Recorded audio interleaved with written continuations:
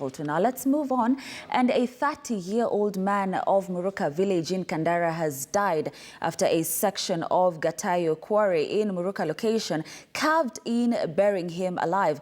Joseph Mwangi Kinyanjui was in company of his colleague who escaped death by a whisker. Confirming the incidents, the area OCPD Paul Wambogo said the quarry is 20 feet in depth and called for adherence to safety measures to thwart similar incidents. Says a Murang'a County government official ruled out closing down the quarries in the area, saying they are the source of livelihood.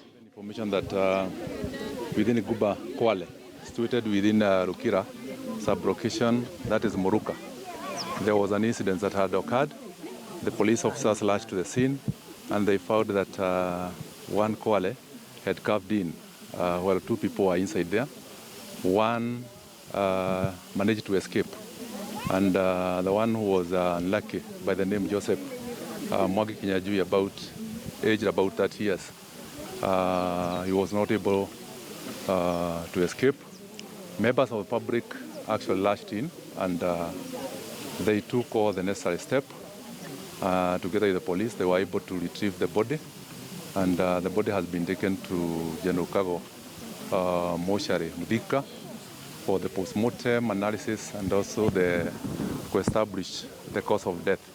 Kama wiki tatu zilizopita niliandikia barua ofisi ya NEMA Murang'a nikimtaka director afike hapa Murang'a na kwa zingine Kandara ili aweze kujadiliana na wale ambao wanachimba hapa ili tuweze kujua tunaweza wasaidia namna gani. Shirika la NEMA na nafikiria tuko na ofisi hapa mpaka hapa Kandara na Murang'a, na hata tuseme maneno ya disaster management pia tunaona inaturemea kama serikali, kwa sababu leo hii tumepiga simu kadhaa tukijadiliana na our county administrator vile pengine kama watu ni wengi vile pahali iko tutafika namna gani ndio tuokoe ndugu yetu.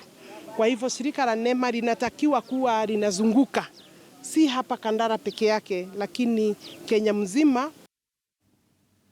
Let's now cross over live to Mau